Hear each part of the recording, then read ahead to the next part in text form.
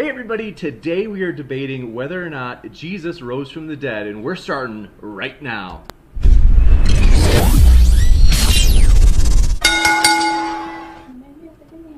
Hello friends, glad to be here with you. This is going to be a blast. I am honestly so excited.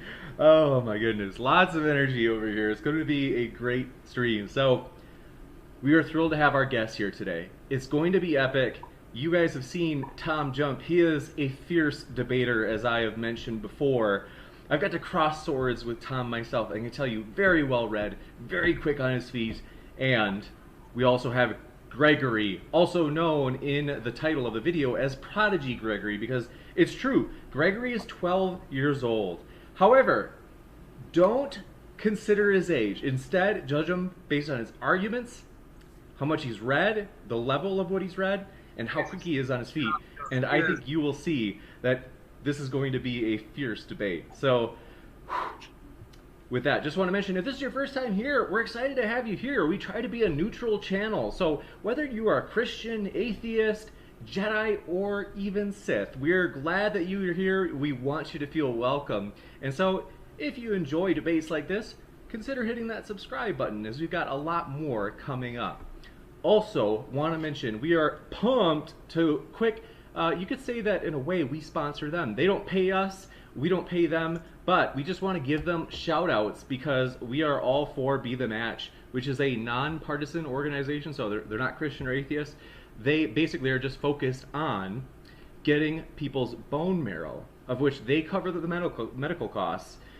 Basically, you can check them out at bethematch.org, where they can send you a free kit to where you would swab the inside of your cheek. They would have your DNA on file, and then you can basically say, hey, or I should say, they can say, hey, we found a match. Somebody who has, it's oftentimes people with leukemia, it's a cancer of the blood. They'll say, hey, we found a match. There's somebody that needs you to be a donor. And they, like I said, they cover all of the medical expenses. So just wanted to mention that. We are thrilled about that organization and want to give them a lot of shout outs. So, back to the debate. Want to let you know both of the speakers are linked below. I should say Gregory, as of now, doesn't have a link yet. He is considering it. But Tom's channel, which has many debates, and we want to let you know about wherever the debates are happening, we want to let you know about it. Tom has tons of debates on his channel. So if you enjoy this, probably enjoy his channel as well. He's linked below. And with that, want to just introduce you to the format, and then we are going to rock and or roll. So, 20-minute openings, that's optional, so the debaters can take as much or little of that as they feel they want to, and then a 40-minute open discussion. So, civil discourse style, followed by 20 minutes of Q&A. If you have questions, feel free to just shoot those into the live chat. I will fish those out, and then I will compile them into a list and ask them to the debater that you want me to ask them to. Last, we appreciate so much that people are so friendly at this channel. Like 99.9% of the people, they debate so well in the sense that they're like chill, easygoing, friendly, and we appreciate that so much. We do want to mention it once in a while. This is like 0.01% of the people that jump into the live chat. Once in a while, it's a little bit abusive toward the debaters. So we want to ask if you would be willing to be kind to the debaters. It's totally cool to say, oh man, that idea just doesn't make sense, and here's why. Feel free, we love it. But when it comes to like sometimes saying heinous things about people that are debating, it's like our debaters aren't going to come back if that 0.01% is calling them terrible names. They might not feel welcome. So with that, don't want to take any more time. I want to say thank you again to the 99.9% of people that are always just so gracious when they do debate in the live chat. We love it. So, given that Gregory is taking the affirmative, Gregory will start. Gregory, I have the clock set for 20 minutes, and on your first word, I will let it rip. So, thanks again to our speakers for being here, spending their time with us, and Gregory, the floor is yours. Thank you, James, and thank you very much, TJump, for being willing to debate me. So when we talk about the resurrection, first of all, before we get into the historical evidence for the resurrection, we need to establish two facts. The first being that Jesus died by crucifixion just outside of Jerusalem. This fact is unanimously accepted among scholars, And the reason for that is because, first of all, one, Tacitus in Annals 1544, first of all, said that Christ was executed under Pilate. Maribor Serapion in the Syriac manuscript implies that Jesus was executed. Lucian in also in the Death of Peregrine also says that Christ was executed. Celsus in Organ Contra Celsum 68 also makes that claim. Josephus, the uninterpolated version, there's some interpolated versions, but this one's an uninterpolated version, in Antiquities of the Jews 18.3.3 also says that Jesus died by crucifixion outside of Jerusalem. Another fact that we must go by is that Jesus was buried in a nearby tomb. This is overwhelmingly attested in Mark 15:42 to 16:8. Now, this is in the early Passion narrative, and was most likely early. Paul in 1 Corinthians 15:3 to 7:8, and we'll unpack the reasons for why that's early in a bit. And Josephus in Jewish War 4.317. And which they agree that crucified victims received a proper burial. And Jewish law also demanded that foreigners and criminals had to be buried in Deuteronomy 21:23 and Josephus, and against Appian 2.211. We also have archaeological evidence that gives context to this, which is that in Yohanan ben Hagalga's crucifixion. And the burial of Jesus also meets the criteria of embarrassment, since they had to admit that they cannot afford a tomb to bury Jesus in. But with that in mind, let's get into the various theories that scholars have proposed can account for this. The mythic theory says that this was a myth after the crucifixion and burial. Jesus' resurrection was just made up by later Christians. The conspiracy theory says that the disciples made this up for their own gain. And the hallucination theory says that the disciples were grief-stricken and had hallucinations that Jesus had risen from the dead, and which propelled them to think that he was alive again. And some scholars have proposed combinations of this. And this will always come back down to the resurrection theory, which is that Jesus rose from the dead.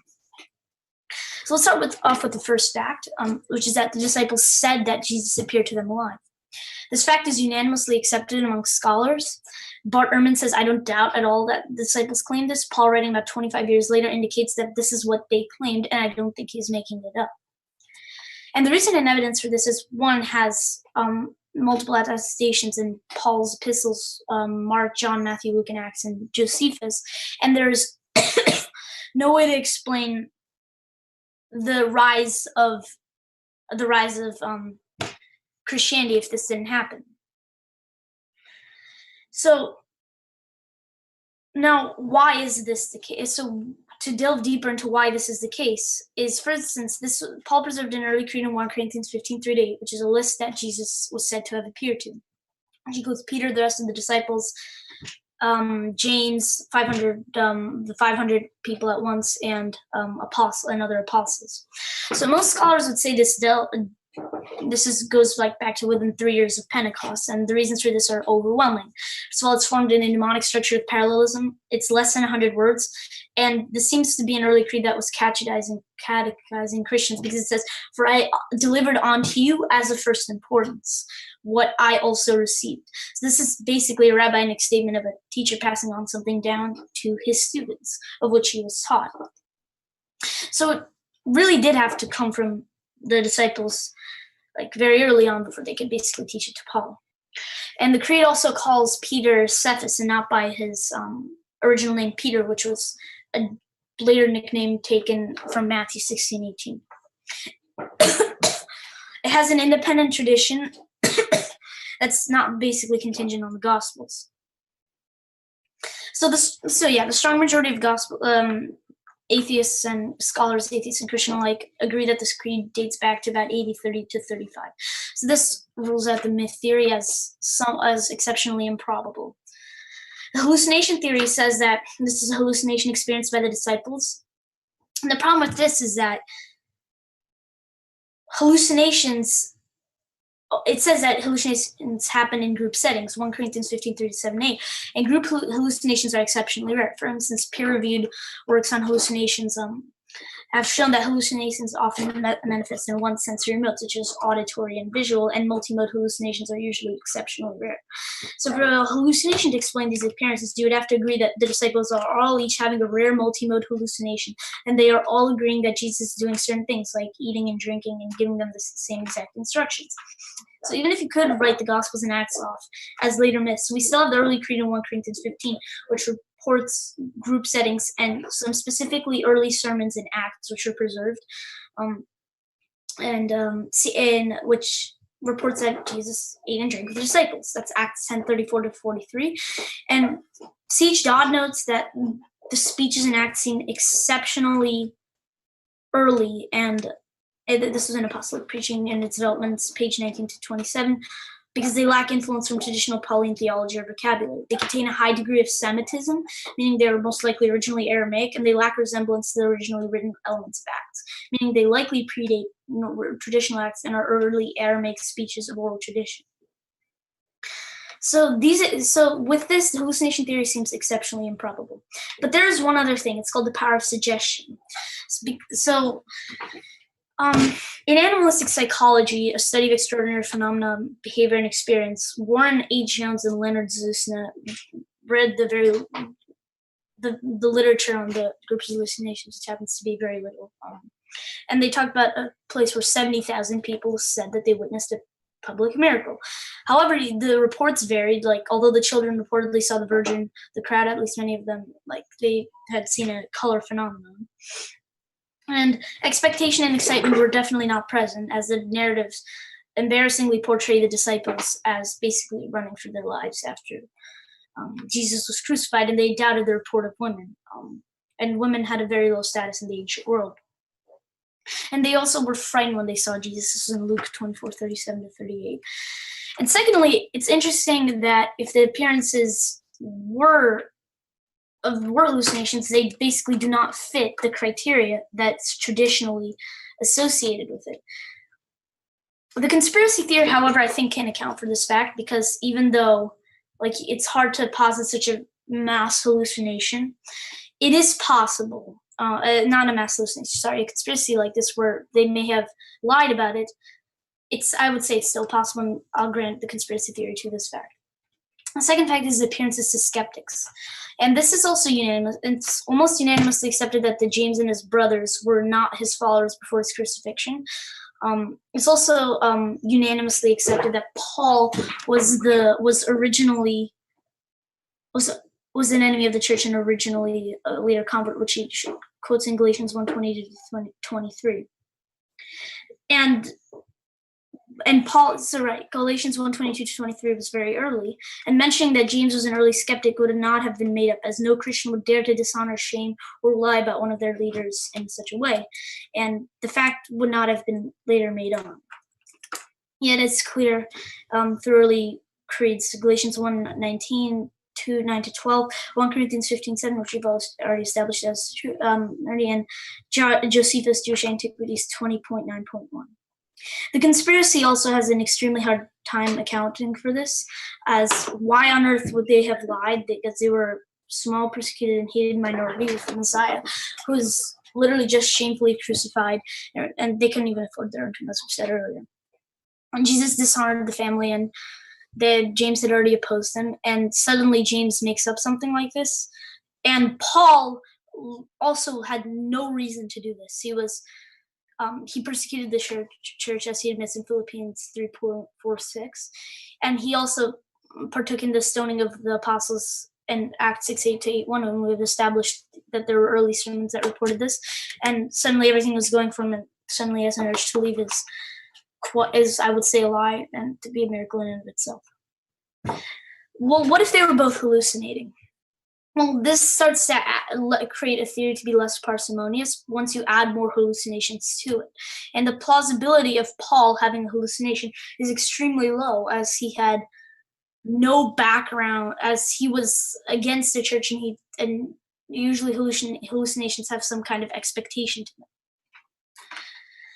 So, all right. Let's move on to third fact, which is that the immediate proclamation, which is not that, like the disciples believed, which was first of all, they immediately proclaimed in Jerusalem, like Tacitus mentions that the first evil broke out in Judea in Annals 1544, and yeah, so he reports in Galatians 2:1 and 2:9 that they were first preaching in Jerusalem, and then also Tacitus and Paul also, as well as we've already said, suggest that Jerusalem is where Christianity began. So the mythic theory, as we know, cannot account for this fact, and the conspiracy theory definitely cannot account for this fact, as they literally went up and said, "You have crucified your Messiah, and he has been raised." So these people are either crazy or absolutely convinced that they're right. So the conspiracy theory seems to be hopeless in accounting for this. And also, they voluntarily suffered for their disciples and witnesses. Like in Annals 1544, Tacitus reports in Suetonius 2.51, they said, and Jerusalem also in Antiquities 20.9.1. And Paul also reported intense persecution early on. There's a later epistle in 1 Clement 15:3-6, which also claims this. And so yeah, as we can tell, the mythic and conspiracy theory have a hard time accounting for this, and the hallucination theory, I believe, probably can account for this fact, as they could have should be a miraculous and wild hallucination, but I think it's still possible. Okay, the last fact is the empty tomb. So Gary Habermas has surveyed the material written on the resurrection by scholars, and it's basically found that 75% of scholars accept the empty tomb was found empty the tomb was found empty on Easter morning. And the evidence for this is overwhelming. But some scholars like John Dominic Crossan believe that Jesus wasn't buried in a tomb, but they were thrown in a trench for dogs to eat.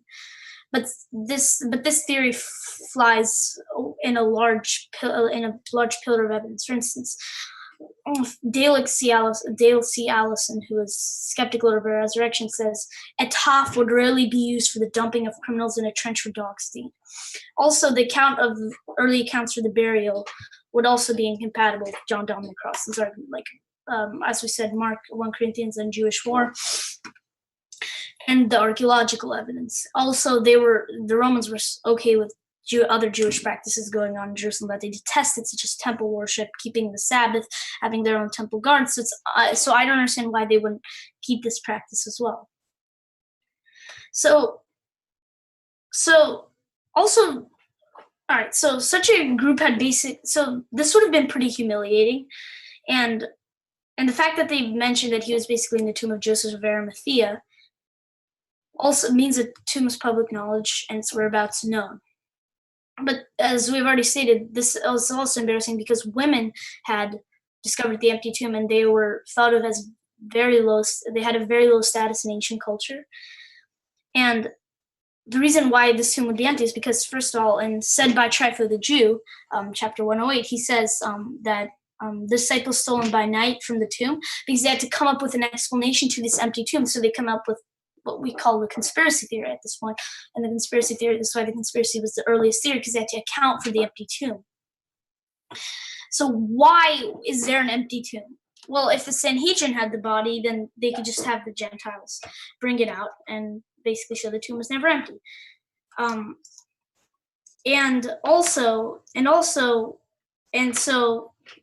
Rome wouldn't have cared at this point. If the tomb was empty, then Rome could have just dispelled the rats and showed the empty tomb as well. That's getting back to that.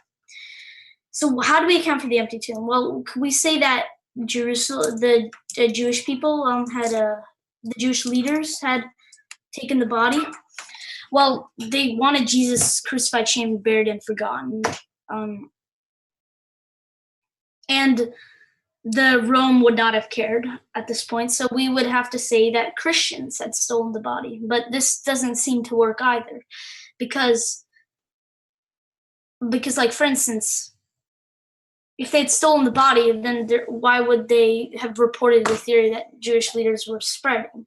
And and also there was it was flooded with pilgrims at the time as it was Passover, so they would have been seen and caught, and they wouldn't have embarrassingly reported that they had not understood that Jesus had predicted his rise.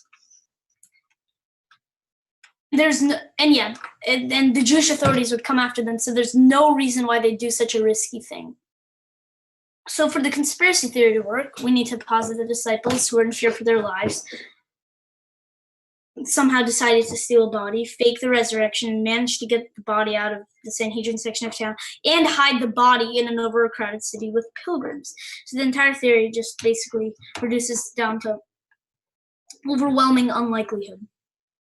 The hallucination theory doesn't appear to work either, because we would have to posit that all of Jerusalem hallucinated, and as we've shown, these mass hallucinations don't work like this.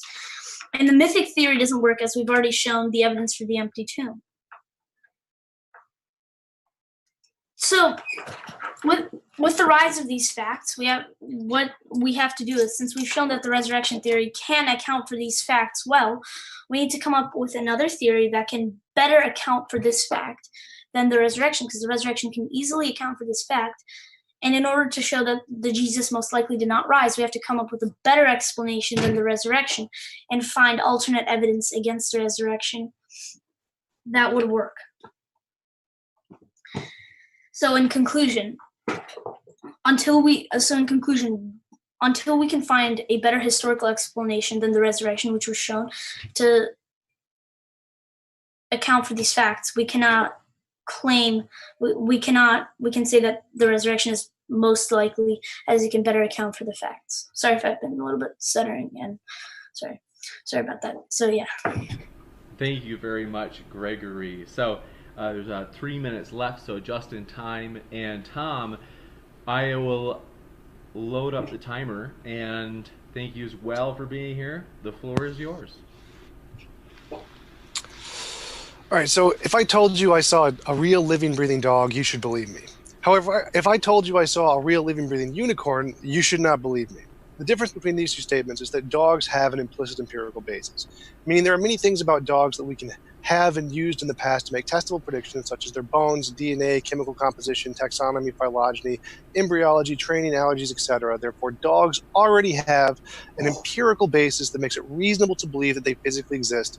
Even if I only say I saw a dog, that conceptual evidence of my testimony, combined with this empirical evidence that we already have of dogs, this implicit empirical basis, makes it reasonable to believe that I saw a real living dog.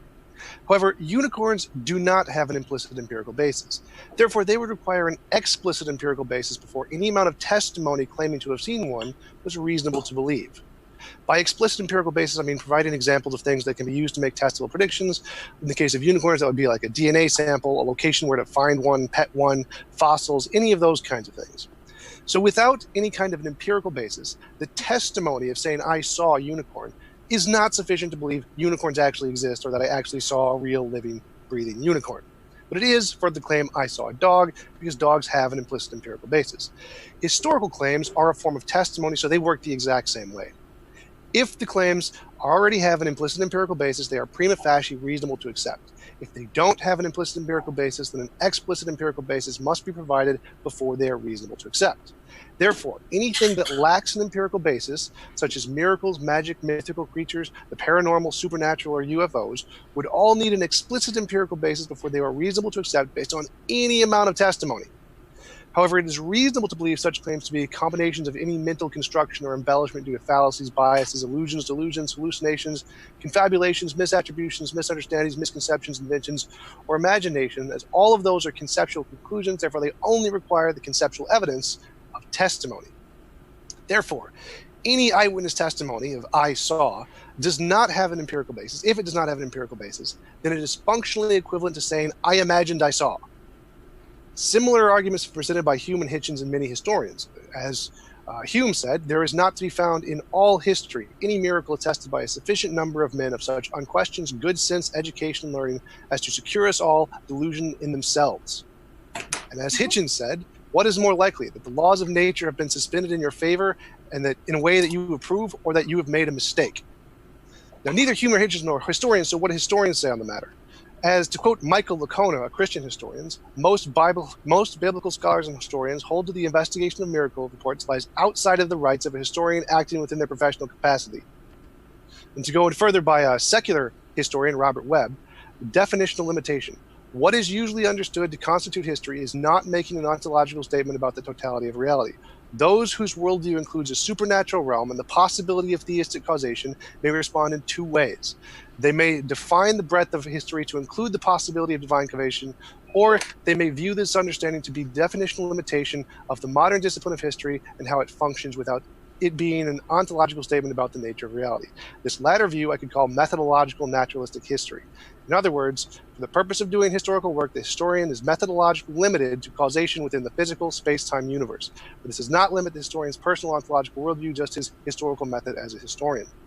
Therefore, without any empirical basis, no amount of testimony can justify miracles. It's not even an option on the table. So any of these other alternatives, like delusion, miscommunication, interpretation, all of those things are necessarily better explanations because they have an empirical basis. Yeah. I'm good. I'm done. You got it. So thank you very much, Tom. And want a quick mention, because I always forget a couple of things. One is, if you have a question, we did mention you can shoot it in a live chat. I'll scoop them out. Super Chats also allows you to make a comment toward one of the debaters during the question and answer, and Super Chats automatically go to the list, the top of the list that we read from. Also, very excited for tomorrow, as G-Man will be on tomorrow, and yes, this is the real thumbnail we will be using. So, very excited about that, as G-Man will be debating friends from the Black Hebrew Israelite movement. So, that is going to be a high energy debate. We're looking forward to it, and hopefully we'll see you there tomorrow at 4 p.m. Eastern Standard Time. So, with that, back to the debate. We are now going into the open discussion portion. So, we have 40 minutes set, and the floor is yours, gentlemen. Okay, so, all right. Let's first off with your Humean claims about how miracles are about miracles. Okay, so Hume's mistake, I would say, is that he has not evaluated all of human experience, and our human experience cannot establish unalterable laws. Like, if we say, for instance, that human experience creates laws of nature that cannot be violated, then how do we account for people who have reported miracles in their experience? In fact, the percentage of people who have claimed to see a spiritual experience is in 1975. There was a study done, and 35% of people at the time had claimed to see a spiritual experience. In 1978, a study found that 36% of people had claimed to see a spiritual experience. In 2000, I think BBC had done a study which claimed that 76% of people have claimed to see a spiritual experience. And in 2009, the Pew Research Center found that 49% of people have claimed to see a spiritual experience. With that, just sorry to interrupt, Sister Mel, but if I show an optical illusion to every human who's ever lived, they're all going to see it moving. So the number of people who claim to have seen spiritual experiences doesn't in any way help the claim that they actually did. Whether it's an illusion or not does not whether it's an illusion or not is not the point. The point is that Hume's mistake in claiming that humans have not at least claimed to see it. It's about the humans reporting to see a spiritual experience. Well, Hume never said they didn't. It's not about whether they're fact or not. It's that it's not. We need to. You need to show how this, because human experience has reported that. Like, for instance, there's this analogy that an Indian prince who has never seen ice before, just because he has never seen ice before because he lives in a hot climate, does not mean anything. Your personal experience of how the world works does not make unalterable laws. So Hume's experience and the apostles' experience are different in this respect. Hume may have never seen it before, but the apostles had claimed to see it before. So to enter into philosophical supernaturality and miracles, and to claim that miracles somehow don't work because of this, and they violate the laws of nature, I mean, that may be correct in and of itself, but the problem is that the resurrection is not a natural explanation; it's a supernatural explanation. For instance, Right, but that wasn't my argument. That's just a part of the quote of Hume. Like my argument, like my entire introduction, was that no amount of eyewitness testimony can justify things that don't have an empirical basis, which includes miracles, but it also includes magic, mythical creatures, the paranormal, the supernatural, and UFOs. It's like if I told you I saw a unicorn, you shouldn't believe me. If I told you I saw a dog, you should believe me. The difference between these two claims is that dogs have an implicit empirical basis, which the combination of the conceptual testimony of I saw with the empirical basis of the dogs that makes it reasonable to believe. But the unicorn, because it only has the conceptual evidence of I saw and does not have an empirical basis, it's unreasonable to believe. And this pattern holds through all of the examples I listed: miracles, magic, mythical creatures, the paranormal, the supernatural, UFOs. None of those are reasonable to believe based on someone saying, I saw this. No amount of testimony can justify those. You need empirical evidence. Okay, if you give me enough if you give me enough evidence for you seeing a unicorn, then I would probably accept that. If you give me evidence and you said these naturalistic theories cannot account for this, then I would go for it. I would not assume an already implicit. I would not implicitly assume that the probability is low, or that these claims are immediately unsupported. I would not do that. I would go for the evidence, see what the evidence is. If there's much better naturalistic explanations for it, then I would go for those naturalistic explanations. Until then, they are merely possible explanations, and possibility does not entail probability.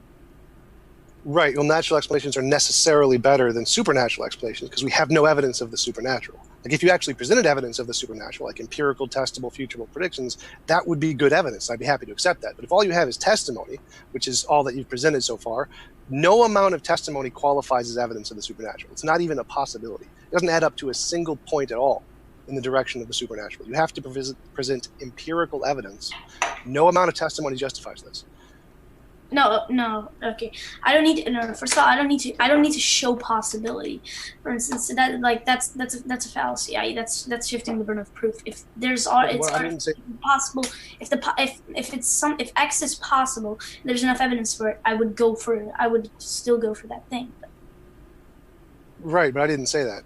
Anything's possible. I mean, Jesus' resurrection could be explained by magical leprechauns or blue fairies, but the fact that it's possible doesn't give us anything. Like, you need actual evidence to justify your conclusion. And to justify that Jesus was most likely resurrected? What? That Jesus most likely resurrected? Well, if I grant Jesus resurrected, I could explain that by blue fairies or magical leprechauns or a genie in a bottle. There are lots of possible explanations. But the possible explanations don't account for anything because they all cancel each other out. Any possible explanation, there's infinitely many of them, they all cancel each other out to add up to exactly zero probability, or as infinitely close to zero as you can get. Yeah. So you need some kind of evidence. And conceptual testimony, no amount of conceptual testimony is evidence, which is why most historians reject the claim that history can account for miracles. It's just not in the branch of history because history only has testimony, which is not sufficient to justify claims of miracles. All right. Mm-hmm. Okay. So, as you said earlier, these are infinitely close to zero. They're 1 divided by infinity probability. But the point is that the resurrection theory can account for these facts, and none of the naturalistic theories that I've seen so far can account for these facts. Again, the miracles, you need to justify why miracles are by definition. Sorry if I'm strawmanning, but if miracles are the least probable explanation here. Sorry if I'm strawmanning, by the way, about that point. Maybe it's different. That's how I understood your point. Right, that's correct, because miracles don't have any evidence. There is no evidence of miracles. And the reason there is no evidence of miracles is because you have to have empirical evidence. Testimony isn't evidence. Why do I need to have natural evidence? Why do I need to have completely natural evidence? Why are miracles improbable, and therefore I should accept the naturalistic explanation that's there rather than the miracle explanation? Because everything that we experience can be explained by infinitely many different alternatives. Like, it could be explained by leprechauns or a genie in a bottle or fairies. And the only way to tell which of these infinitely many explanations is the best explanation is we have to be able to differentiate the imaginary ones from the ones that are justifiable to believe. And the way we do that is future testable predictions. That's the whole point of science. What science does is it tells us this explanation isn't just one of the infinitely many imaginary things we made up in our heads. It's something we have reason to believe. So right now, all you... What? Sorry, did you want to continue? No, go ahead. No, but possibility does not entail probability. You see, that's the problem. It's not just I didn't say that. There's an infinite amount of possible explanations, sure, but yes. Actually, you know what? Yeah, you're right. We have to differentiate and find the probable ones. Is that what you were going to say? Right, we have to differentiate between the ones that we made up in our heads, because we can make up a lot. We can say the entire world was created 5 minutes ago and all this is imaginary. That's a natural explanation that can explain all of the data. Or we could say that the quantum fluctuations created a Boltzmann brain and all of these memories are just illusory. That's a natural explanation that can explain all of the data. We could say that leprechauns created this entire universe and just made Jesus rise from the dead as just a joke. That can explain all of the data.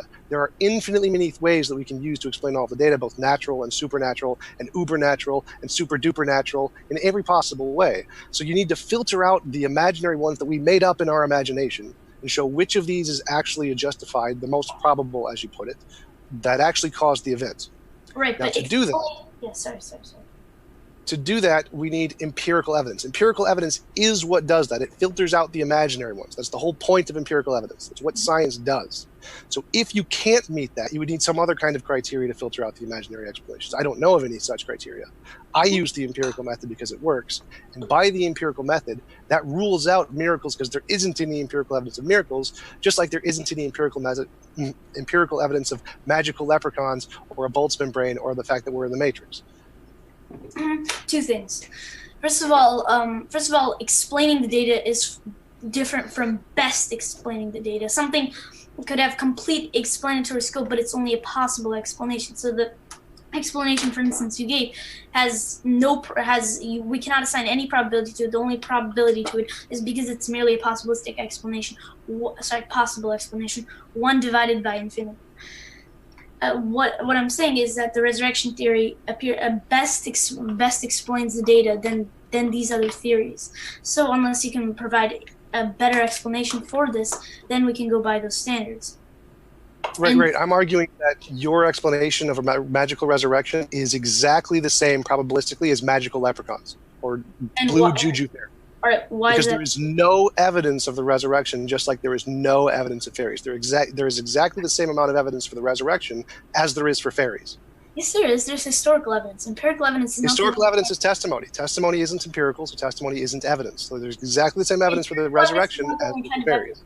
Empirical evidence is not the only kind of evidence. Empirical evidence is not the only kind of evidence. There's historical evidence, there's philosophical evidence, there's mathematical evidence, there's many other kinds of evidences. Empirical and scientific, or maybe not scientific, but empirical evidence in and of itself is not the only kind of evidence. So again, you need to justify that. Right, because that's the quotes of the historians I gave who explicitly said no amount of testimony can make ontological claims about the nature of reality. You have to exclude the supernatural because testimony can't justify these kinds of claims. You need empirical evidence. Right. So historians, like most historians, as the Michael Licona quote said, most biblical scholars and historians say that the study of history claims lies outside of the bounds of historian acting within their professional capacity. And then I gave a quote with Robert Webb explaining why, which is because the testimony can't make claims about ontology, about the nature of reality. It's a description of what's in our heads. Our personal experience, our personal testimony isn't a description of, or isn't evidence of new categories of things. That's not how it works. Which is why in my introduction, I started with the statement, if I told you I saw a dog, that's reasonable. If I told you I saw a unicorn, that's not reasonable. No amount of testimony of a unicorn is ever evidence of a unicorn. You need some kind of empirical evidence. Doesn't matter how many people saw a unicorn. Doesn't matter how many people think a unicorn resurrected from the dead. It makes no difference at all. Like there are hundreds of accounts of Bigfoot. We don't take that as evidence Bigfoot exists. There are thousands of accounts of the Loch Ness Monster. We don't count that as evidence that the Loch Ness Monster exists. There are tens of thousands of accounts of aliens. We don't count that as evidence that aliens exist. There are hundreds of thousands of accounts of ghosts. We don't count that as evidence that ghosts exist. There are millions of testimony accounts that homeopathy can heal people. We don't count that as evidence that homeopathy can heal people. And if I showed every single human being on the planet a picture of an optical illusion, they will all see it moving. That isn't evidence it's moving. no amount of testimony can justify an empirical claim about the world. You need empirical evidence. Okay, right. Okay, so first of all, historical. All right. So first of all, historical evidence. This historical evidence has a philosophical background to it, which is that the supernatural is possible. Building from that, we can build historical claims. I start off with a philosophical thing and then build a historical case. Two. Well, we'll do, just to jump right there. Like you said at the beginning, remember, possibility isn't probability. So the possibility that the supernatural exists is no different than the possibility that magical blue leprechauns exist. That's so right. That's on the same level. That's not what I said. Though. I said that there's already a philosophical possibility from it, and then I'm creating historical probability based on that. If there was philosophical impossibility, I cannot create historical probability. And second of all, right. But so just to say, there's also philosophical possibility of blue magical leprechauns. So you're still on the same level as the blue magical leprechauns right now. Right. These blue magical leprechauns, we need historical evidence for. Until then, no. The philosophical possibility is always there. So the philosophical possibility of the supernatural is exactly the same as the philosophical possibility of blue magical leprechauns. Correct. So those are on equal footing. Correct, but I don't argue that we cannot prove blue leprechauns. I believe that that it's possible, but unless that evidence is presented, historical, whatever, whatever you want, I will not accept. I will not accept that. But I am providing historical evidence from this, and then we have to respond to that. So the second thing I presented the historical evidence of homeopathy with the millions of accounts of people attesting that homeopathy can heal people. None of that counts as evidence because it's not. The testimony, the historical testimony, isn't evidence. That's the whole point. You keep presenting these non-evidences as evidences. Okay, so my argument wasn't just like testimony. I included the empty tomb as well, and they all added up to a cumulative case for the resurrection. Like the disciples said, I already said, like the conspiracy theory can account for that, and maybe if they were all like 500 people at once, then yeah. And then I added the disciples believed, like because of the voluntary suffering of the disciples and witnesses, and the fact that they immediately proclaimed in Jerusalem, even though they knew that they could have been martyred and killed for it.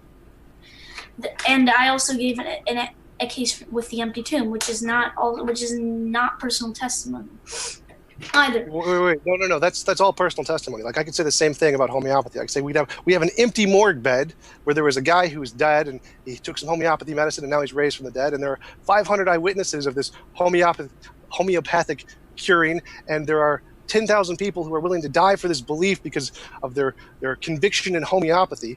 None of that's evidence of homeopathy. What's the evidence? None of it. What's the evidence that external sources testified to that, and they would have been in trouble if they had created this? If they created this hoax, they would have voluntarily done that and been in trouble, or like that possibly these were just a conspiracy. And I showed why those don't account for that. Well, again, that's all testimony. All of that is still under claiming that. All of that is what? What am I claiming? You're just claiming that there is this thing without giving evidence for it. Right, it's made up. This is a made-up example. Like there are more eyewitness testimony accounts of homeopathy and Hindu miracles than there are of Christian miracles. Right, so but the problem is there are better examples. Yeah, right. The point is that no amount of testimony justifies homeopathy, just like no amount of testimony justifies the resurrection.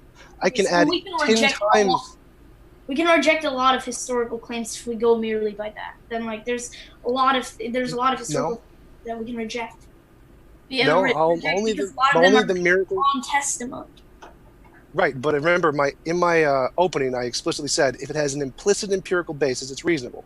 If it doesn't have an implicit empirical basis, because then we have the combination of the conceptual testimony of I saw with the combination of the empirical evidence of it already being there, like the dog. If I said I saw a dog, the dog has the combination of the I saw conceptual testimony with the empirical evidence of dogs, like their bones, their DNA. Why do we need a quote unquote empirical basis for it? We can account for this if this has enough historical evidence, and we establish that the supernatural is possible, and the historical, as I said earlier, the historical evidence probability, then we can build an inference. It's possible that the natural world exists, right? And then we build historical and scientific cases for certain things in the natural world, because we've established that the natural world is possible. In the same way, we've established that the supernatural is possible, and the resurrection is possible, and then we build probability based on that. in the case of the natural, with various natural properties or events, and then with the supernatural, the given event of the resurrection. Right, and I'm saying if we take all of your evidence and we can match it one for homeopathy, for ghosts, for the Loch Ness Monster, for aliens, for UFOs, and it's not evidence for any of those, which means it's also not evidence of the resurrection. And sorry, Yep. sorry, why is it not evidence for the resurrection again? Well, Because we have exact same evidence of the exact same quality or better, usually better, for homeopathy, ghosts, how the Loch so? Ness Monster. I showed why that was not. I showed how that didn't work. I You showed how I literally it doesn't work. Okay, yeah. I showed why that didn't work. Unless you want to provide. Homeopathy is a type of alternative medicine where if you drink a certain kind of diluted water, it cures you of diseases. It has nothing to do with resurrection. It's a kind of pseudoscience. So what's the homeopathy, evidence that works?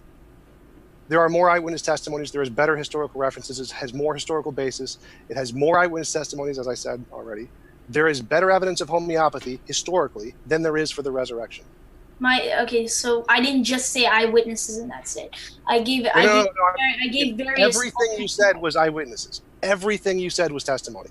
You said somebody saw the tomb was empty. Somebody saw, or somebody claimed that they saw someone raised from the dead. That's testimony. No, Everything people you were said. claiming that there was an empty tomb. It could be easily. People were claiming. Claiming is a testimony.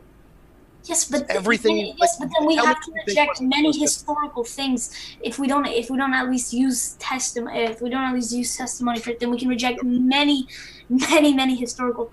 No, again, I already refuted that. Remember, you could only reject things that don't have an empirical basis, which means only miracles, magic, mythical creatures, the paranormal, the supernatural, UFOs. Those are the only things you can reject. We're back to square one. Why? Again, we're back to square one. Why? Why is empirical? Why don't empirical basis work? Because you need empirical evidence to filter out the imaginary stuff we made up and things that are actually reasonable to believe. Okay. Again, all of the evidence you presented works for Bigfoot, aliens, the Loch Ness Monster, ghosts, homeopathy, and all of these other made-up things, and it's not evidence for any of those. We don't believe any of those because the number of eyewitness testimony, the number of accounts, the number of believed things about these events and whether they believe someone rose from the dead or believe someone was healed is irrelevant. None of that is evidence. No, all of that is philosophical we use philosophical and historical things, maybe sometimes even empirical things, to differentiate the made up from the true. We don't merely just use empirical basis for that. There's philosophical.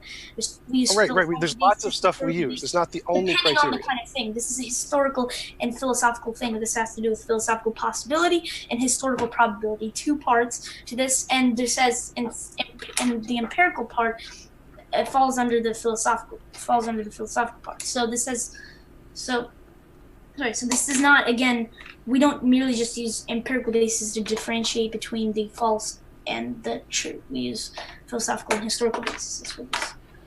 Right, it's a combination of all of those, but the empirical is a necessary aspect. If it doesn't have an empirical basis, it's immediately imaginary. It's just imaginary. You don't even because there is no. You mean unsupported, right?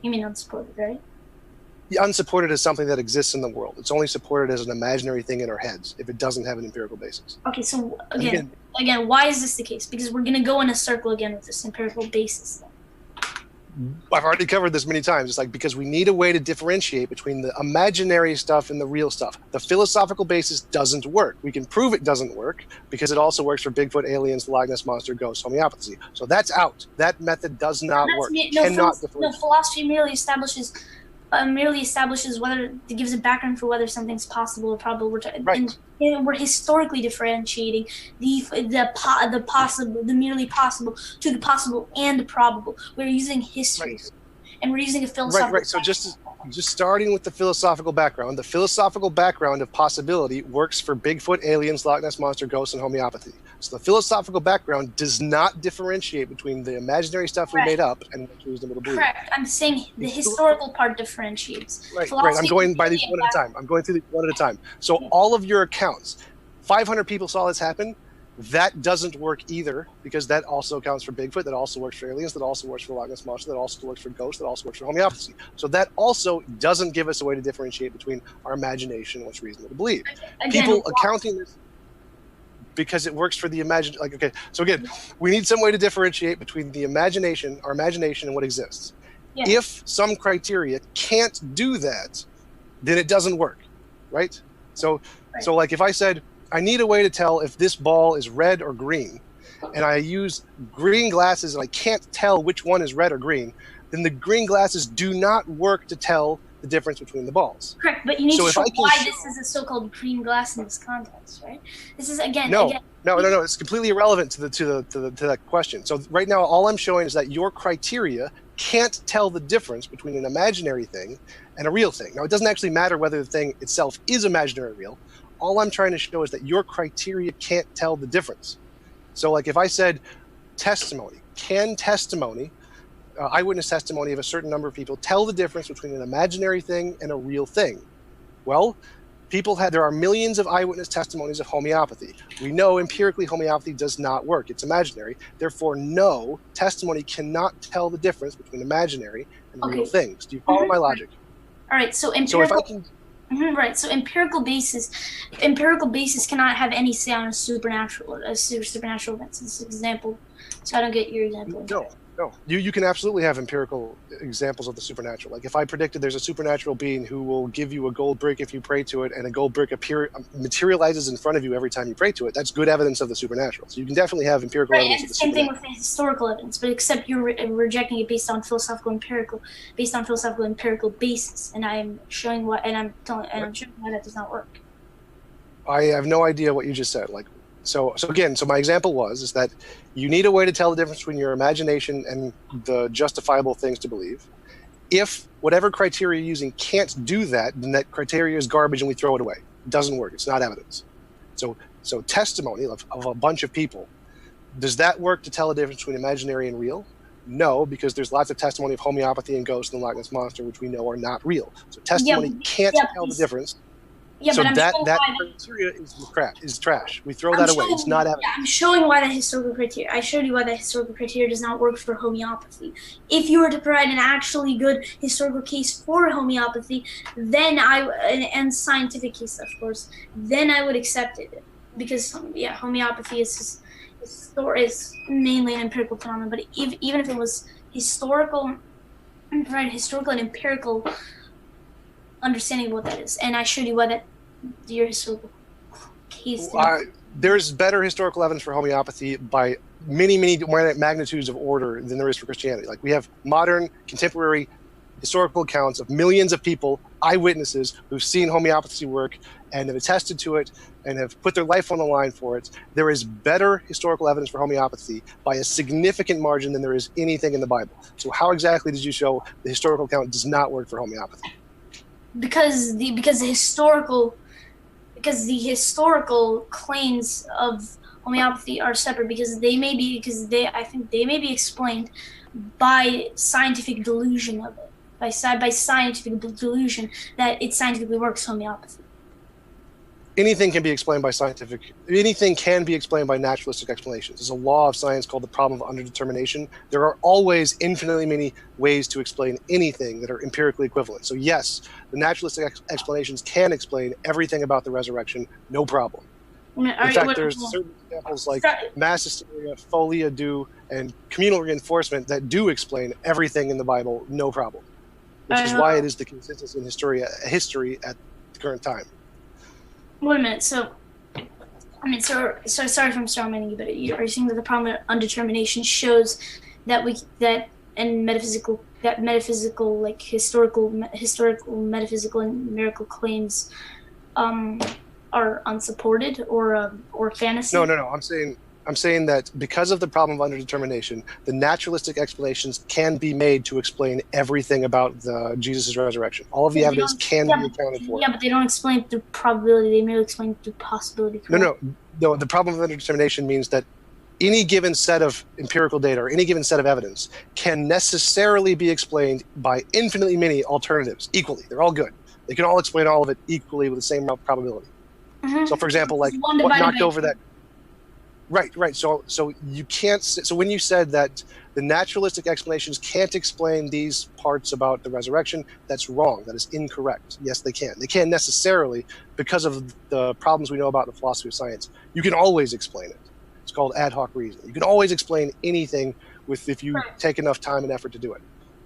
Right. So the natural explanation can explain all the things about the Jesus resurrection. There's no problem. The question is whether it can best explain it. Right. I'm saying they can explain it to the same degree that you believe that the resurrection does. Exactly the same probabilistic degree. I would say even significantly better for certain reasons. And why? And again, why is that the case? Are you saying because of the problem of determination? Yes, the problem of determination means by definition that there are necessarily infinitely many ways to explain any given set of data. But I understand how that relates to probability. I would assume that the problem of undetermination only appears to possibility. No, it's probability. It's saying they're all equal. It's not just saying we can just explain it. They're all equal probable. One divided by infinity. No. They all can explain everything equally to the same degree. No, they're all exactly equally probable. Yeah, if they're all equally probable, and they can all explain the data, then again it's one divided by infinity by mathematical inference, basic mathematical inference. Right. So the point I'm making here is that yes, the natural explanations do explain everything about the resurrection exactly the same probabilistically as the resurrection, or as the supernatural explanation. And again, I don't understand how the problem of determination applies to any supernatural given things. It applies to everything. It's just saying there are infinitely many ways to explain it. It applies to the natural, the supernatural, the supernatural. You have to differentiate between the probable and merely probable. No. They're the same. So this means they can all explain it with the same level of probability and possibility. Exactly the same. There's no difference here. So they'll all be able to explain it. You can't tell a difference between them. They're all empirically equivalent. Right. Meaning they can all explain all of the empirical data, like this person said this, or this amount of testimony occurred, or there was an empty tomb, or there's the women at the grave. All of that can be explained by natural explanations perfectly.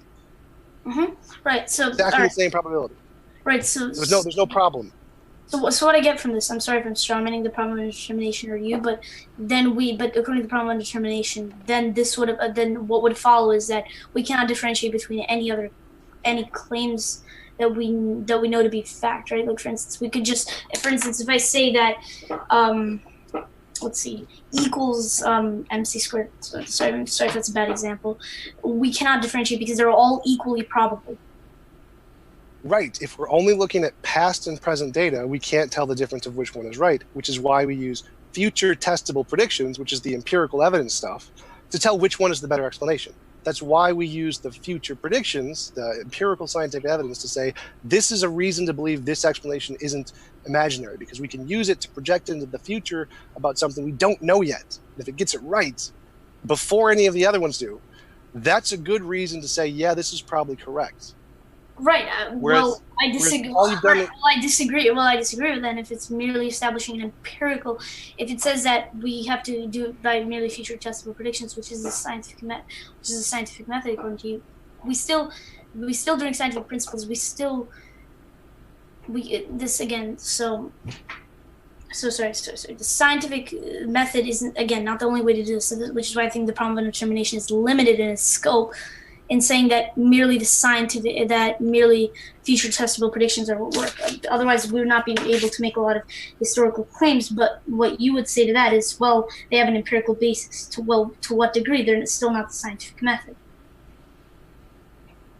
Right. So going back, my claim is that you need some way to tell the difference between your imagination and reality. Now, you're right that there may be other ways other than empirical future predictions, but you would need to present one of those ways. And I can prove you wrong and show that doesn't work if that same way can work for the imaginary things. Because if it can work for the imaginary things, then it can't tell the difference between imaginary things and real things, right? Do you follow my reasoning? So, yeah. Sorry. Could you repeat that again? I'm sorry. I'm okay, sorry. So the main claim here is that whatever criteria you want to use to claim as evidence the resurrection happened, it has to be able to filter out the imaginary explanations, the stuff we make up, the blue fairies, the magical leprechauns, all the stuff that we know is just made up. If it can't do that, if the same evidence works equally for the resurrection as it does for the blue magical fairies, then your evidence can't tell the difference. Because there's historical probability to it. Right, and so you would need to present some example of evidence that can't work for the imaginary examples. And if I can show it does work for the imaginary examples, then it's not evidence. No, the burden is on you to show these possible explanations in any way until historical probability. I showed that with the resurrection. You have not showed it for the blue fairy, whatever. Right. Which is why I went with homeopathy. Homeopathy has better historical evidence by a significant margin than does Christianity. So if we were going to accept historical evidence, we should accept homeopathy works. Why? And it doesn't. Okay, again, we're back to square one. Why is that? Because homeopathy has better historical evidence. All of the historical evidence used for Jesus, homeopathy has that times 100. I showed why that doesn't work. It's a mere. I didn't just use mere personal testimony. I used other context to show which theories can best account for the data. And I would assume since there's a scientific method of showing what example did you use that isn't testimony? What example did I not use to testimony? No. What example? You said you used things other than testimony. What example did you use that was not testimony? If you're talking about historical testimony, then I use, for instance, like the empty tomb. You would argue is based on historical testimony, right? But so is every other event. I'm not claiming that these. You see, what I'm trying to say is, I'm not follow my reasoning. I'm not trying to claim that these facts in and of themselves are supernatural things. These are based on historical testimony, and we're merely saying which theory can best account for this data. I'm giving natural facts, and I'm just seeing which explanation can best account for them. I mean, right. So everything you presented was historical testimony, which means all you have is testimony. That's it. That's all the evidence you presented is testimony. That's like a lot of historical facts that we accept as true today are based on historical testimony. No, I can accept everything about history that has an empirical basis, the implicit empirical basis, which means the only things about history I reject are miracles, magic, mythical creatures, the paranormal, supernatural, and UFOs. Why? Everything else about history. Because you have an implicit bias. That's circular reasoning. You say implicit empirical basis, not a bias. Right. I understand. I use the terminology empirical bias. But why do you think? The question is, why do you think that these don't work? That's the problem here. Like because I can prove they don't. I can prove they don't work. All right, go ahead. Because remember, if you have a criteria that can't differentiate between imaginary made-up stuff and what's reasonable to believe, then that criteria is provably false. It provably does not work. So if you have testimony, can testimony tell the difference between imaginary made-up stuff and reality? And the answer is no, and I can prove this because we have more testimony of homeopathy than we do of I just showed why that didn't work. Oh, homeopathy, but you didn't show anything. Yeah. Yes, again, homeopathy is provably has a better historical basis than anything in the book. Yeah, but I would assume that there's empirical reasons for why that doesn't work as well. And you're empirical, and I don't believe you've shown empirically or in any other way why this doesn't work. You've only created philosophically iffy territories, like the problem of indetermination, which shows the problem of indetermination. You want me to prove supernatural can't exist, and you think that's what it takes to get evidence? No, that's not what I'm saying. That's proving negative. Yeah, that's what I'm saying. What I'm saying is either you need to show philosophically or in whatever way you want, or empirically, whatever way you want, that it's impossible, or you have to show historical improbability, or there's a more historically probable explanation for the event. That's all I'm saying. No, there's other ways to prove it. Like in math, there's certain kinds of proofs, like a proof by contradiction, proof by contrapositive. Reductio ad absurdum. Right. No, yes. No, reductio ad absurdum is basically comparable to mathematical proof by contradiction. Not exactly, but reductio ad absurdum is like the philosophical way of showing the mathematical. Mathematical proof via contradiction. Yeah. No, it's not, because a reductio ad absurdum doesn't need to be logically contradictory to be an absurd result. So right, but it can be logically. But a reductio ad absurdum can be shown. That's a different topic. So let's try to stay on topic here. So again, if I can show that whatever criteria you're using can't differentiate between imaginary made-up stuff and reality, that proves it's false. I immediately win the debate. No, I should historical differentiation. I'm sorry. So if you present this historical data, and I can show this historical data can't tell the difference between imaginary and reality, then it loses. It's wrong. It's immediately false. It's done. It goes in the garbage. So I can prove that it does that because there is objectively, as accepted by every historian ever in all of history, better historical evidence of homeopathy than of the resurrection of Jesus. The fact that we have empirical evidence against homeopathy doesn't help your case. Does not in any way help your case. No. Yes, it does. Yes, it does. No, it doesn't. No, and I also showed historically why that homeopathy doesn't work. Yeah, How did you do that? You didn't show anything of the sort. You just keep saying that. These people reported individual events, and they did that via scientific delusion, because they believed that they were scientifically correct even though they were not. That's the better naturalistic explanation for then that actually works. And also combined with empirical evidence against it, the naturalistic explanation of scientific delusion, I would assign more probability to than the theory that it just simply homeopathy actually works. Yeah. Okay, and why would you not do that for the resurrection? What's the difference between the resurrection? What's the difference between the resurrection? Yeah, why would you not do that? Scientific delusion, because scientific delusion does not work for the resurrection. These people die. These people died for something they claim to see, not just for something that they claim to believe. Because you see the difference between someone who dies for something, just anything like the 9/11 terrorists, or something that they claim to see with their eyes, like the word martyr in Greek means something that they claim to witness by their own eyes. And that's a separate thing from they just claimed a miracle. They just believed it. Belief in something is different than belief in something you have claimed to see with your own eyes. No, it's not. The things in your memories are beliefs. So the things that you believe that you saw are also beliefs. There's no difference there. Liars make lousy martyrs. Again, liars make lousy martyrs, and scientific delusion does not account for the conversion of Paul and the conversion of James and the empty tomb. Yes, in fact, it does. No psychological explanation can account for the empty tomb. No, it's false. They all necessarily can. Again, probable determination, we can prove that false immediately. Yeah, yes, right. They can all account for that. They can all account for that perfectly.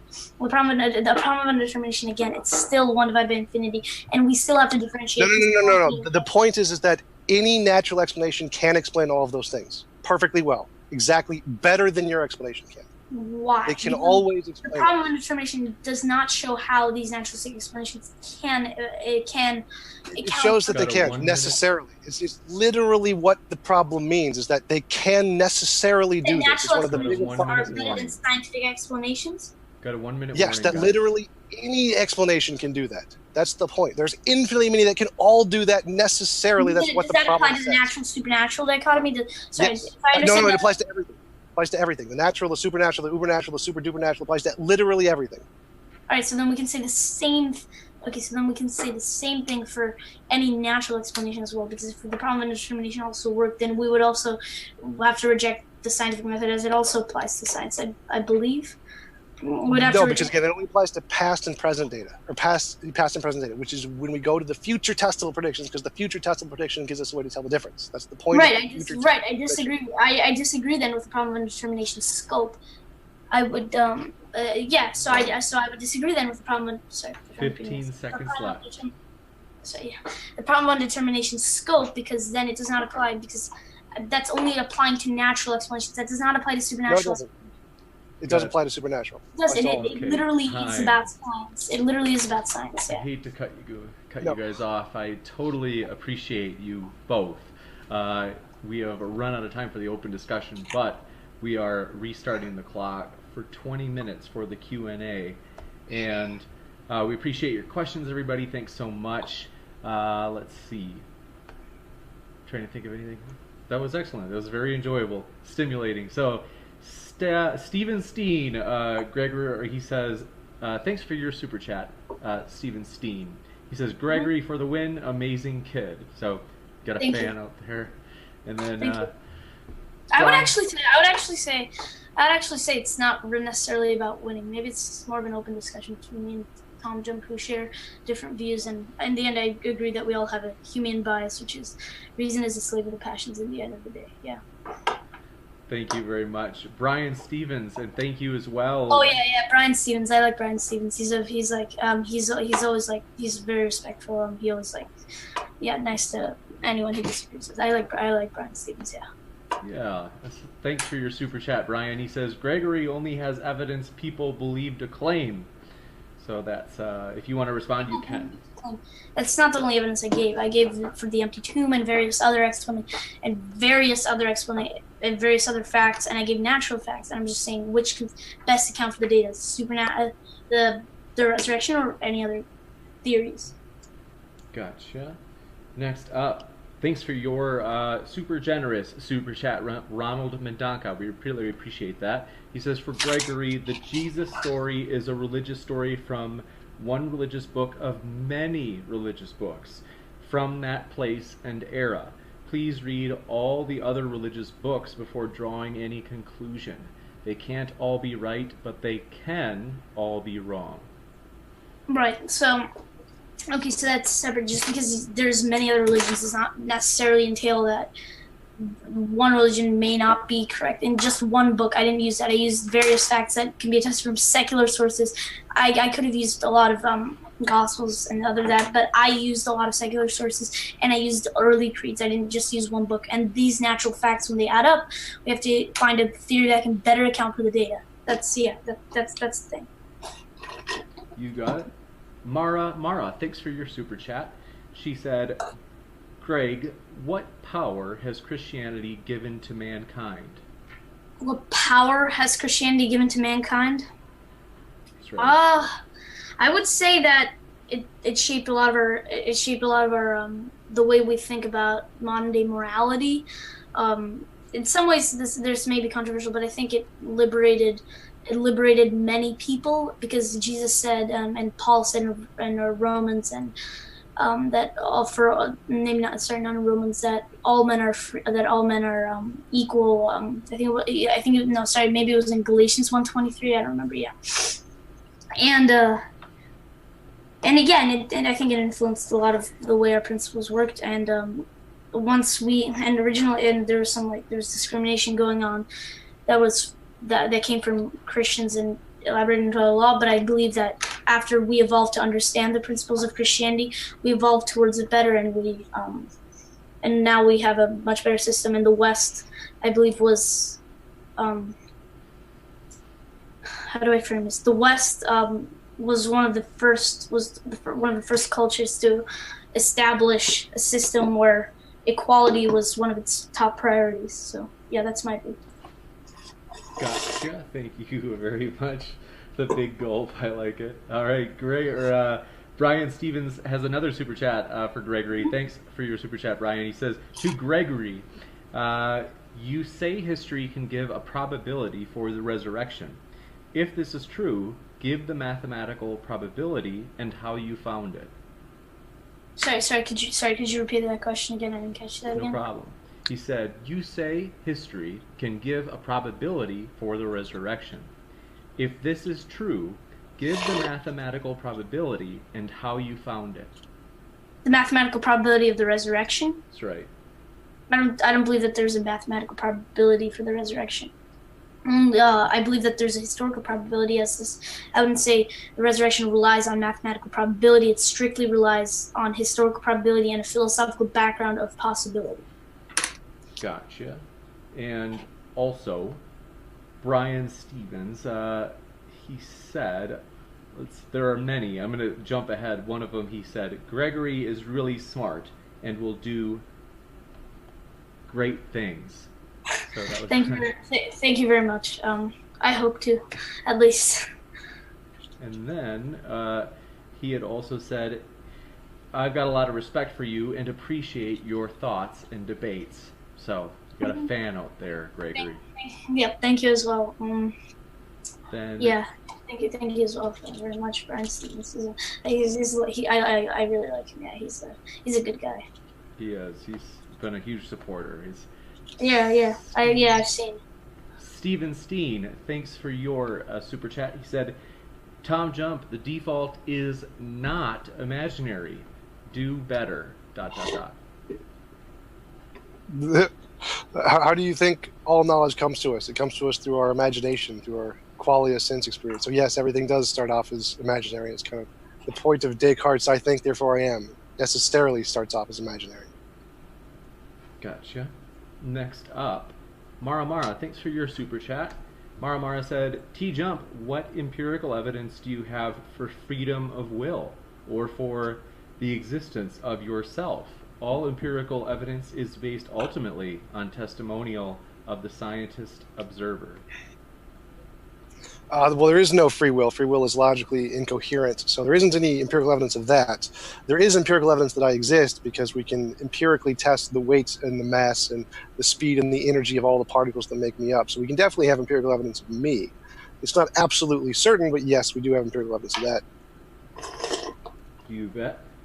Next up, thanks for that super chat, by the way, and for your answer, Tom. Steven Steen said, Greg, you can use, and then in capital letters, HML as probability. No number needed. Hope I said that right. Does that make sense? HML. Wait a minute. What do you mean HML? I wasn't sure.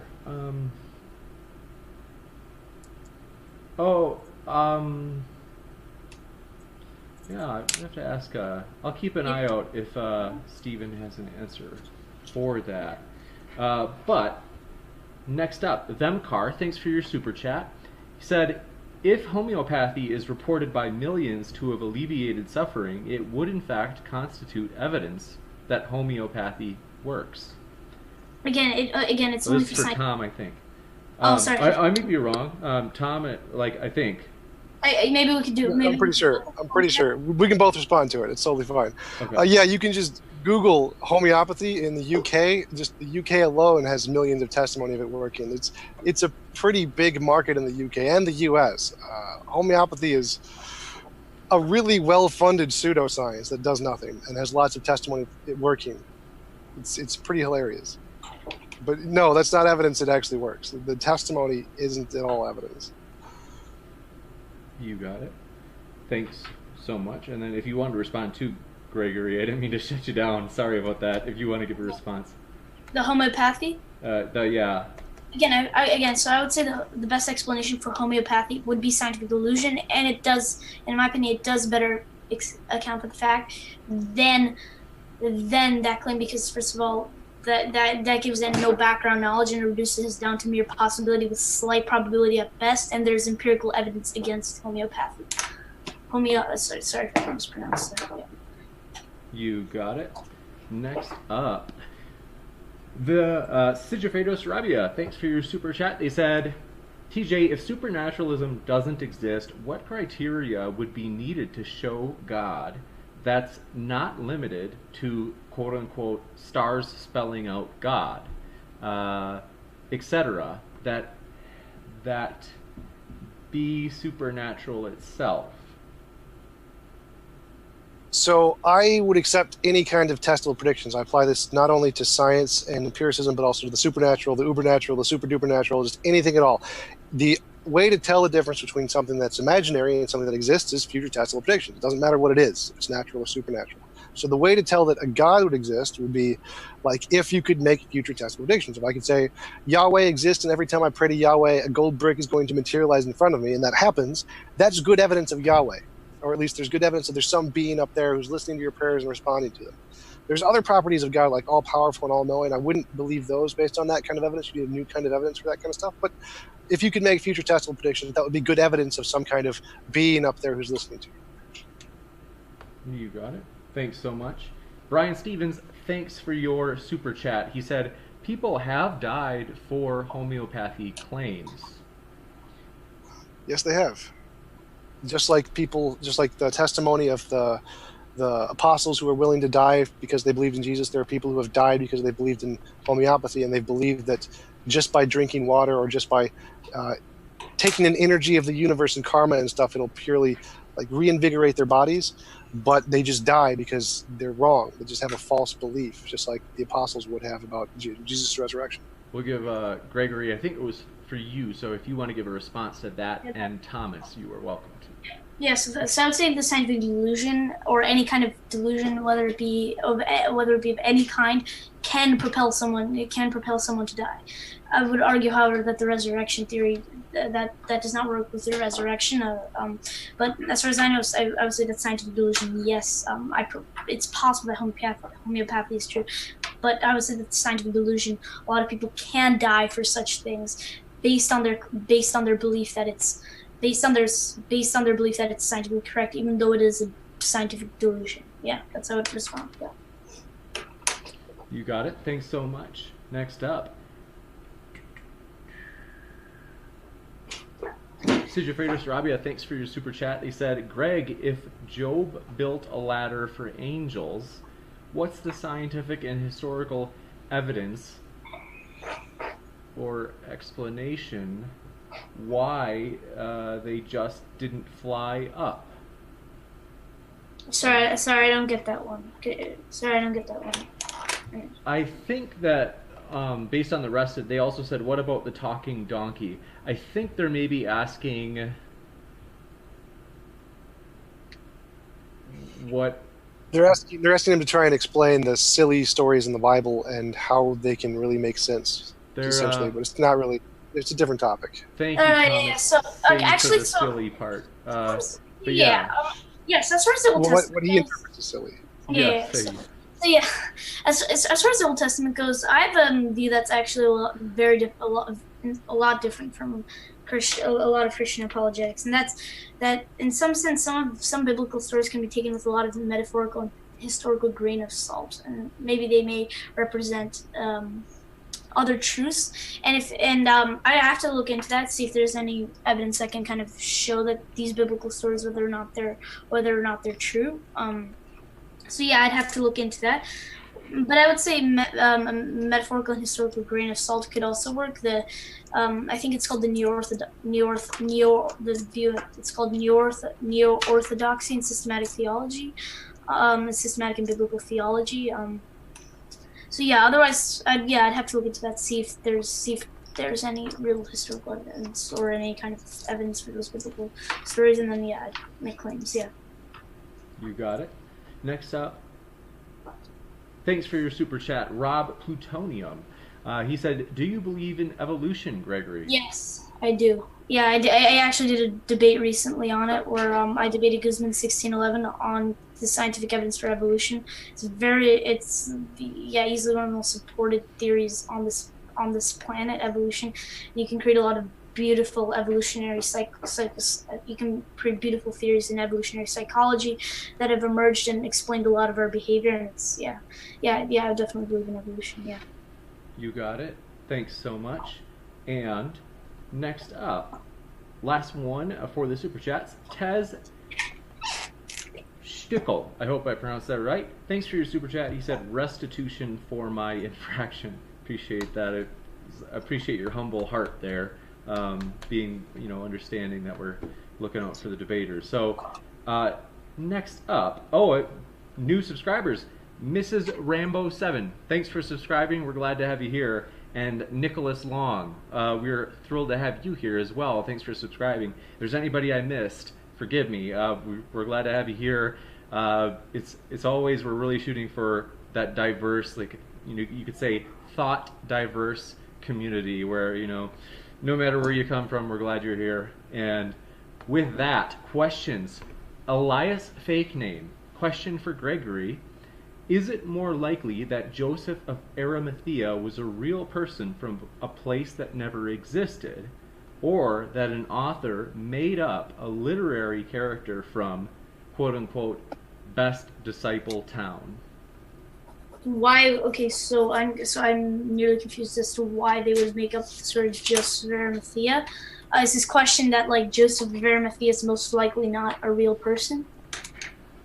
Yeah, I couldn't read it one more time. To be honest, it takes a strong working memory. It's a long question. Is it more likely that Joseph of Arimathea was a real person from a place that never existed, or that an author made up a literary character? A place that never existed? What place? Real person from a place. I think they're trying to. I think they're. Yeah. It's a little bit confusing for me too. Or that an author made up. Tom, what do you make of it? Or that an author made up a literary character from, quote unquote, best disciple town. Well, Arimathea is an actual city, so I don't know if he may be trying to say that Arimathea didn't exist, or because Joseph of Arimathea, if he was a mythical character, or the city was mythical, then he might be claiming Arimathea it doesn't exist, but it does exist. So I don't know exactly.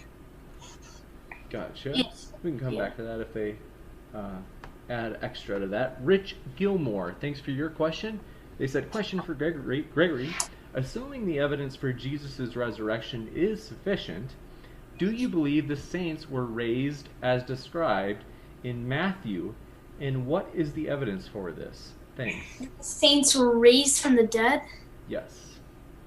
Yeah, I'd have to look. Yeah, I'd have to look into that. See if there's see the historical evidence for the saints being raised. As for now, that's for maybe it could be taken with a metaphorical grain of salt. Otherwise, I would give uncertainty and look into the historical evidence for saints or whatever. Until then, I will leave you with uncertainty, with historical uncertainty, and yeah, as to that. You bet. Thanks so much. And Jesus is Lord had a question. Thanks so much for your question, Jesus is Lord. He asks, Tom, what do you think happened to Jesus' body? Probably thrown into a ditch with a mass grave, like all crucifixions. Gotcha. Landon Freeman, thanks for your question. Also for TJump, getting a little action in the Q&A, Tom. He said, do you believe science is the only reliable method of obtaining truth?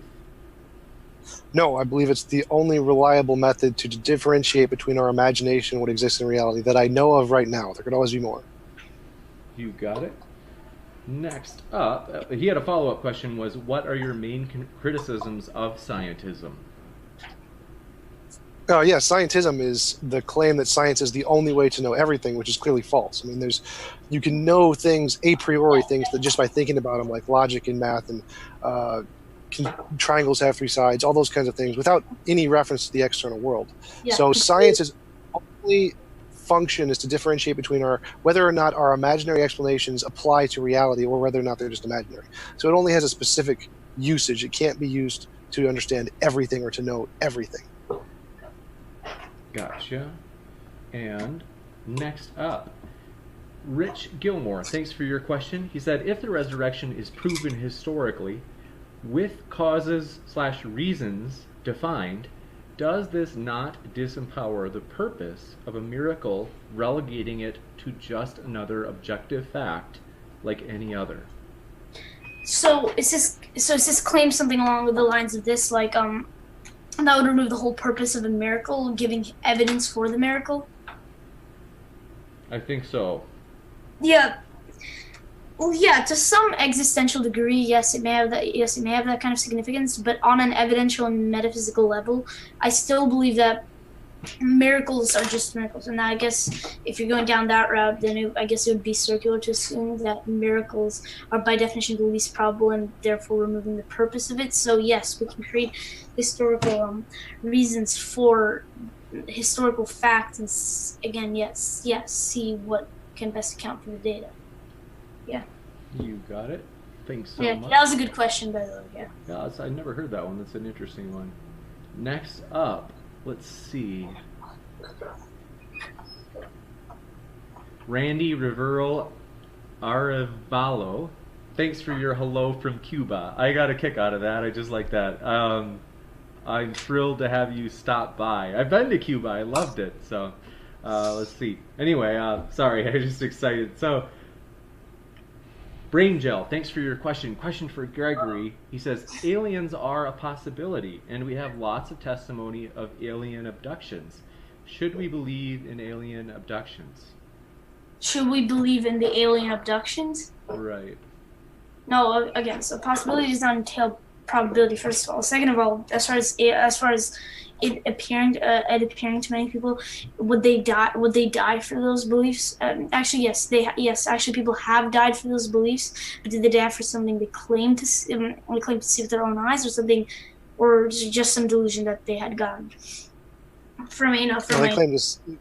they claim to see it based on their own eyes. That's what they would claim to be taken up to see it. Right, so I would assume, so I could account for that with hallucination/delusion, psychological explanation, which I believe can account for the disciples' believed part, but in combination with the disciples said, of which the hallucination theory and psychological explanations cannot account for, then I would create a cumulative case for that. But otherwise, yeah, that does not. But otherwise, yeah, if I were to use that fact alone that the disciples believed, then yeah, I would, yes, I would argue that the hallucination and psychological explanations in general can for the most part, account for that. Yeah. Gotcha. Thanks so much.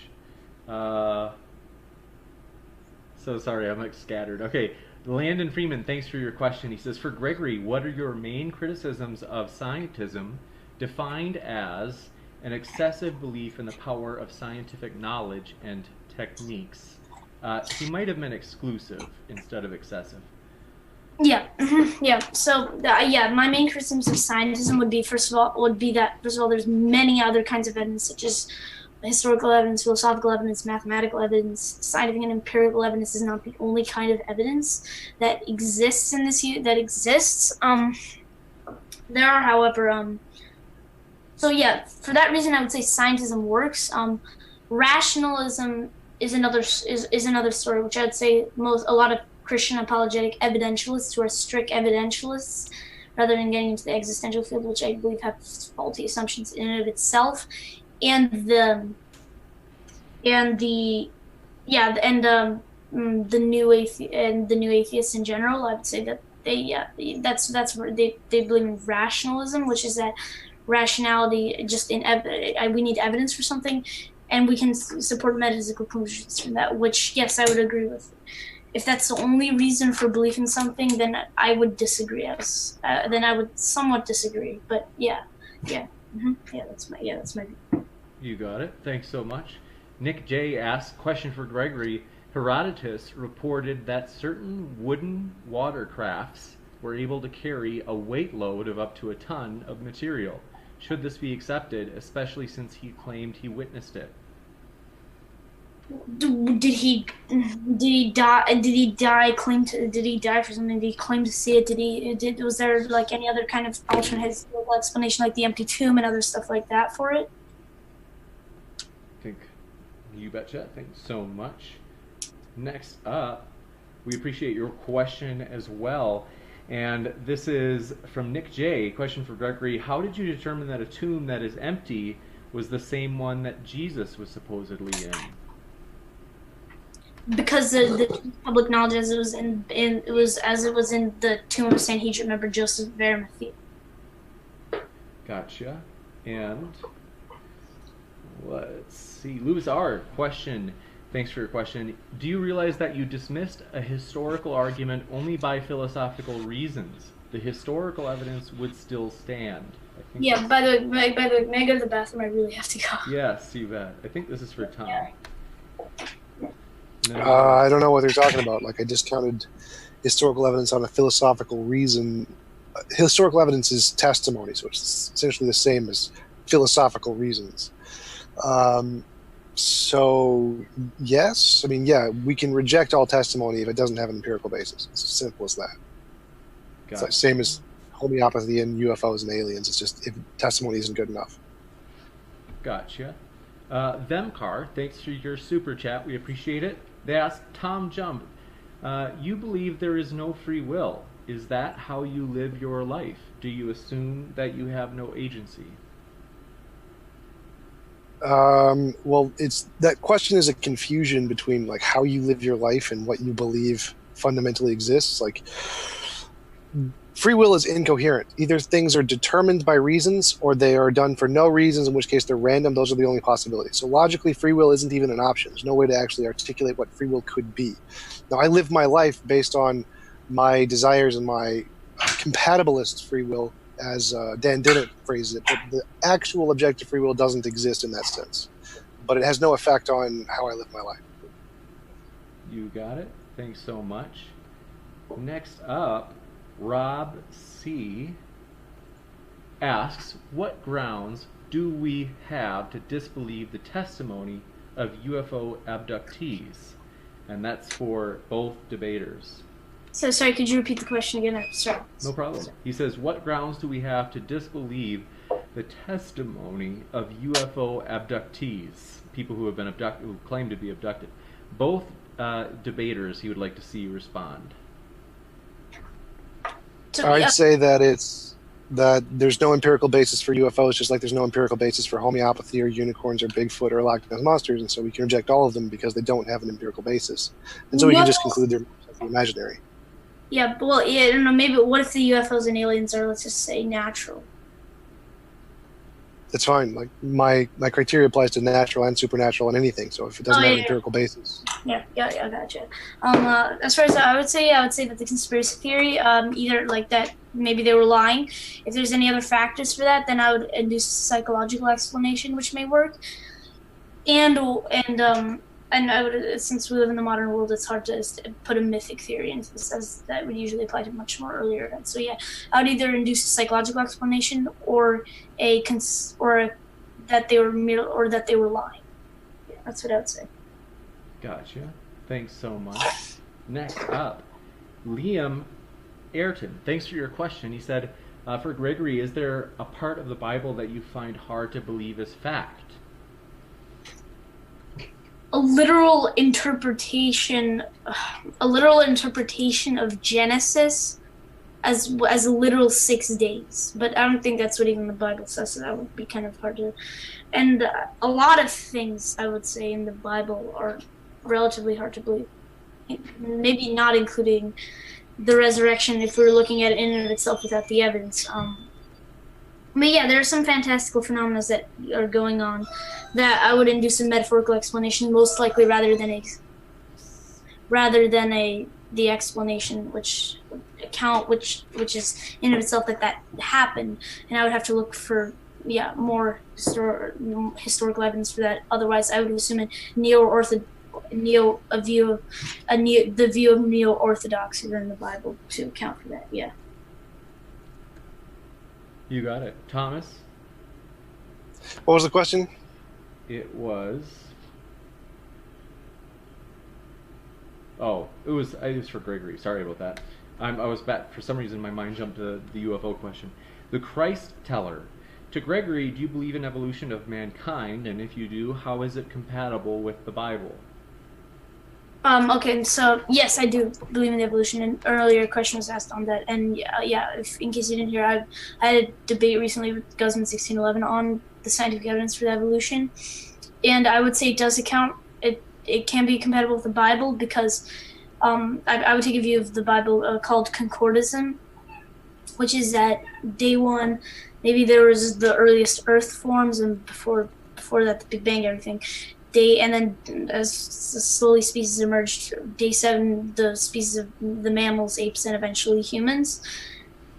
And the word for the beginning, it does not necessarily have to be in Hebrew, it does not necessarily have to be it doesn't necessarily have to be a definite beginning, and can be an infinite chain, even though I do not believe in infinite universe. Yeah, that's what I would say. Gotcha. Thanks so much. Franco Sagno, thanks for your question. Said, since I'm so impressed with Gregory, have you cast out any demons yet from someone, No. Gregory? No, I have not. I haven't cast out any demons. Just to make that clear, I'm not like a supernatural entity or anything. Gotcha. Just a normal guy. You betcha. Thanks so much. Next up, Nick Jr., thanks for your question. He said, does Gregory reject the eyewitness claims of witchcraft in Salem? I don't reject the eyewitness claims. I reject that goes back to the metaphysical claim of witchcraft being a reliable form of conducting events. Yeah, that's what I would say. I actually have a question for Gregory about that, if you don't mind. Sure. Mm-hmm, yeah, good. So, like if I'm wearing a pair of green glasses and I'm trying to tell the difference between a green ball and a red ball, and the green glasses can't tell which is green or red, the fact that I know beforehand which is green or red doesn't mean that the green glasses are now okay to use, right? The green glasses are still completely useless to tell the difference, correct? Yeah, but we need to give evidence that we are using green glasses in the sense, and what the evidence is prior to the green glasses for the green or red, right? Right. That was kind of my analogy there, is that the testimony is kind of like the green glasses, and the fact that we know homeopathy there's empirical evidence against homeopathy is like knowing which one is red and which one is green beforehand. But that doesn't mean that the green glasses are now functional. They're still broken. Yeah. Does that make sense? Yeah. Yeah. Yes, the green glasses are still broken. However, again, I don't know how this ties back to the. All right, that's fine. If that makes sense, that's good. That's fine. If that makes sense. Yeah, it makes sense. I would agree with you. Gotcha. Elias Fake Name, thanks for your question. He said, why do the debaters think Arimathea is a real place? Well, I believe there were historical accounts of Muslim or Islam historians mentioning it, like in 700 ADs or something. So, I mean, I grant it as a historical place. Like, it was a city. Like, why not? It's not like it's a magical thing, so I have no reason to reject it. Gotcha. Yeah. Thanks so much. Utopia Blaster, thanks for your question. They said, TJump, is intuition a valid cognitive epistemic function? And they linked an article to Live Science. For conceptual conclusions, yes. For empirical conclusions, no. So, like, we have intuitions that objects are solid. If you pick up a glass, you think it's a solid object. 99% of that object is empty space between the electron and the proton. If you touch a metal object and a plastic object, the metal object will feel intuitively colder, but they're exactly the same temperature, room temperature.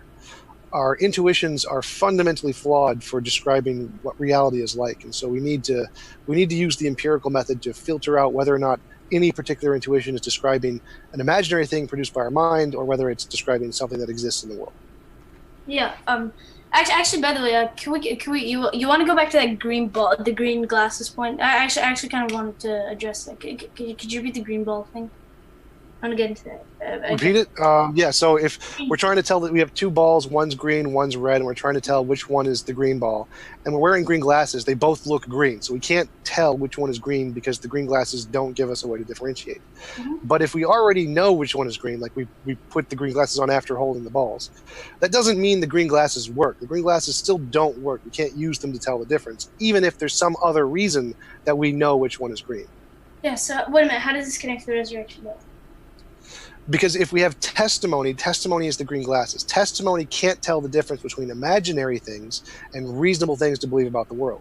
So the testimony is the green glasses. But like you said with the homeopathy, was like we have empirical evidence that homeopathy doesn't work. That's like already knowing which ball is green before we put the glasses on. That doesn't make the testimony. I use empirical evidence. Empirical evidence is different from philosophical circularity, correct? Yes. What? Yeah, So again, my analogy is that there is empirical evidence against homeopathy, but that doesn't mean that testimony for homeopathy doesn't work now because of the empirical evidence. The testimony didn't work with or without the empirical evidence. The empirical evidence doesn't add or take away from how invalid the testimony. The testimony doesn't work. We need to understand the prior knowledge of the 40 green glasses with the testimony. Why? Right. Why do we know that the testimony doesn't work? Are we talking about testimony to a supernatural event, or which one are you doing? Testimony to anything. It doesn't matter if it's natural or supernatural. The testimony is like the green glass. The testimony can't tell the difference between an imaginary, made-up thing and a real thing. Well, it can make certain probabilistic instances. Yes, it can. Nope. Yep. Nope. That's just kind of the point. That was the point of the course of the history. Literally can't do that. We're going to jump to the last question, if that's okay. Sorry to interrupt you guys. We've got a question from Icarus. Icarus, we appreciate your question. And they said, without cardinal sin, in parentheses, Adam and Eve didn't exist, what did Jesus die for? I think that's for Gregory. Jesus died for mankind, correct? Jesus died for mankind. I still need to see. I would still need to see the evidence for Adam and Eve, or otherwise I would take it as a metaphorical story, which I would say differentiates myself from a lot of traditional Christian apologists. So, but yeah, until I could see the historical evidence for Adam and Eve, I would not accept first of all. But second of all, Jesus died for mankind, correct? Not Adam and Eve necessarily. And if he did mention any of that, then that would be metaphorical about how Adam and Eve represents mankind. Gotcha. Thanks so much. So, with that, I want to say thanks for everybody's questions. We appreciate it. Also, we appreciate everybody being here. Just in terms of our speakers, we've, like I said, all of the speakers that we've asked have been willing to come on for free, and so we owe them. I owe them big time, and we appreciate you guys understanding that we're trying to want them to feel loved and encouraged when they're here. So we appreciate that all of you guys do that so well. That means a lot. And we are now going to just remind you one more time, links are in the description. So if you're like, oh man, that TJump, man, he's a true gangsta, you can check out his link in the description. And Gregory does not yet have a link, but perhaps someday we will let you know when it happens. And just again, want to say thanks so much to the speakers. We really appreciate you guys being here. Thank you. Thanks for having us on. Thanks for having us on. Yeah. Hope you guys have a great... Yeah, this is an honor, the TJump and James, yeah. Thank you, Gregory. The honor is all ours. So take care, everybody. You have a great rest of your Saturday. Thank you.